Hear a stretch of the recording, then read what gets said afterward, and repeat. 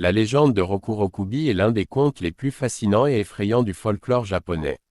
Rokurokubi est une créature surnaturelle appartenant à la vaste catégorie des yokai, ces esprits ou monstres du folklore japonais qui hantent les récits traditionnels. Ce yokai a la particularité de prendre la forme d'une femme qui semble normale durant la journée, mais qui, à la tombée de la nuit, révèle sa véritable nature en allongeant démesurément son cou. Parfois, dans certaines variantes de la légende, la tête elle-même peut se détacher de son corps et flotter librement dans les airs. Le mythe de Rokurokubi est rempli de mystères, de malédictions et de leçons morales profondes. L'histoire de Rokurokubi tire ses racines du folklore ancien du Japon, et on pense qu'elle a émergé au cours de la période Edo, 1603 à 1868, époque où les légendes de yokai et de yurei, esprits vengeurs, étaient très populaires dans la culture japonaise. Le terme « Rokurokubi » signifie littéralement « coup de Rokuro » ou Rokuro fait référence à un outil utilisé pour façonner des poteries et qui peut s'allonger et tourner de manière flexible, à l'image du cou étendu et sinueux de ce yokai. La légende de Rokurokubi serait née de récits sur des femmes maudites ou possédées par des esprits, ou encore punies pour leurs actions passées dans cette vie ou une vie antérieure. Parfois, la transformation en Rokurokubi est considérée comme une malédiction karmique, infligée aux femmes qui ont commis des péchés, ou à celles dont les ancêtres ont offensé les divinités. Le Rokurokubi est une créature fascinante par son apparence duale. Pendant la journée, elle ressemble à une femme humaine tout à fait ordinaire, souvent décrite comme belle, douce et gracieuse.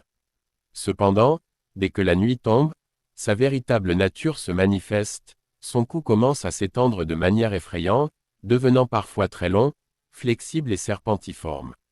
Dans certaines versions, le cou peut atteindre plusieurs mètres de longueur, permettant à la tête de se déplacer loin de son corps tout en étant toujours attachée par ce long appendice.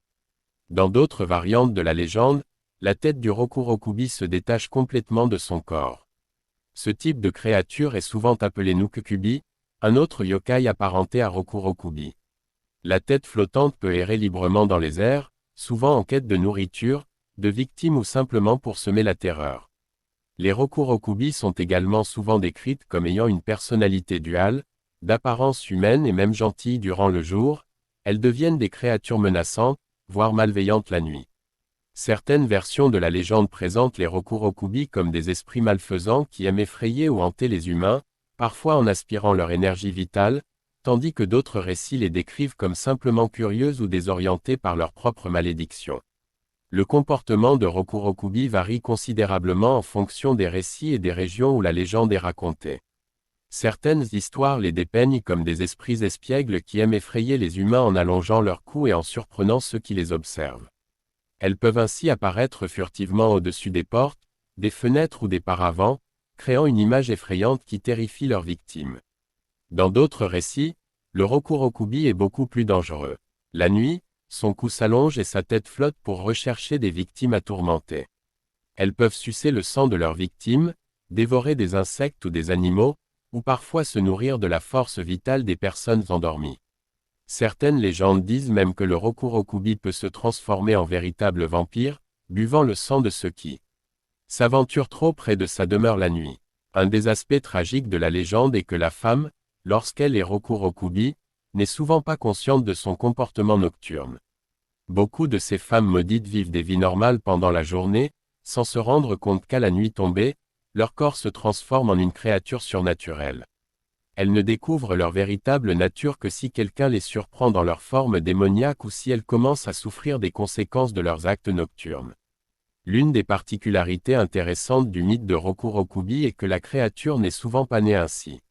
Dans de nombreux récits, les femmes deviennent Rokurokubi en raison d'une malédiction ou d'une punition divine.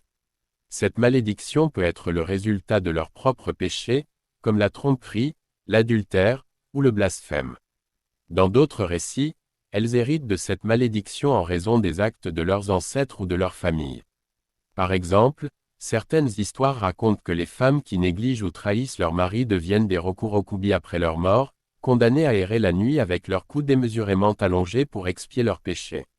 D'autres récits évoquent des familles entières frappées par la malédiction de Rokurokubi en raison des crimes ou des offenses d'un ancêtre, et chaque génération est condamnée à voir ces femmes se transformer en ces créatures effrayantes à la nuit tombée.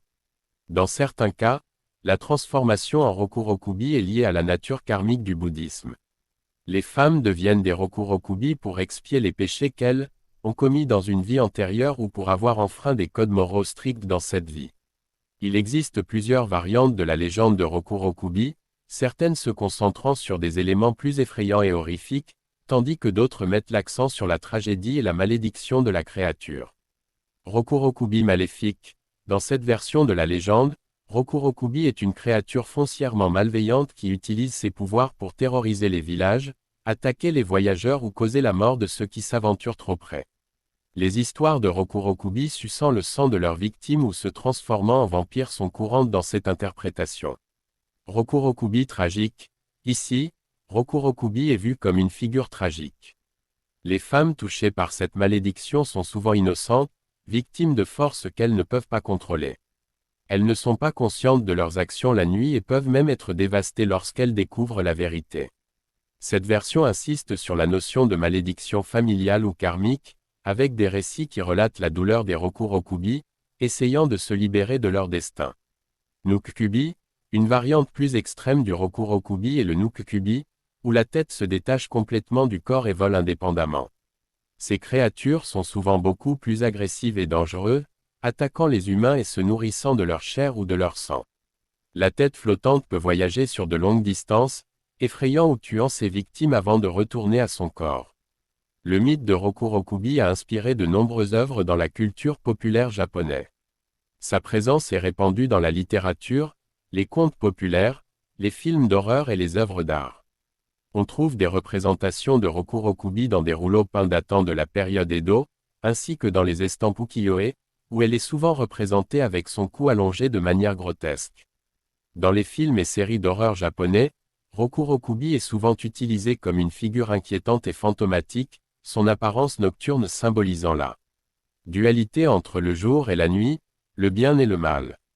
Dans les mangas et animes, elle est parfois représentée de manière humoristique ou comme une créature plus sympathique, mais sa nature surnaturelle reste un aspect central. Comme de nombreux yokai du folklore japonais, Rokurokubi a également une dimension morale. Elle représente souvent les dangers de l'arrogance, de l'infidélité ou des actes impunis. Dans les récits où Rokurokubi est maudite pour avoir péché, elle incarne une leçon sur les conséquences des actions humaines, et la nécessité de se racheter pour atteindre la paix spirituelle.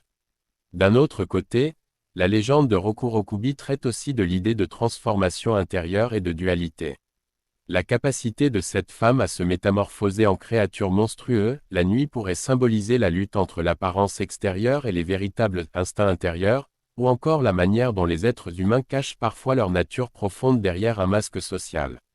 La légende de Rokurokubi, qu'elle soit vue comme un récit d'horreur ou une tragédie morale, occupe une place spéciale dans le folklore japonais. Elle est à la fois effrayante et poignante, combinant des éléments de mystère, de terreur et de réflexion morale. Le mythe de cette femme maudite, capable d'étirer son cou à des longueurs impossibles ou de détacher sa tête, continue de captiver l'imaginaire japonais, en faisant un symbole puissant du surnaturel et de la malédiction dans la culture du Japon.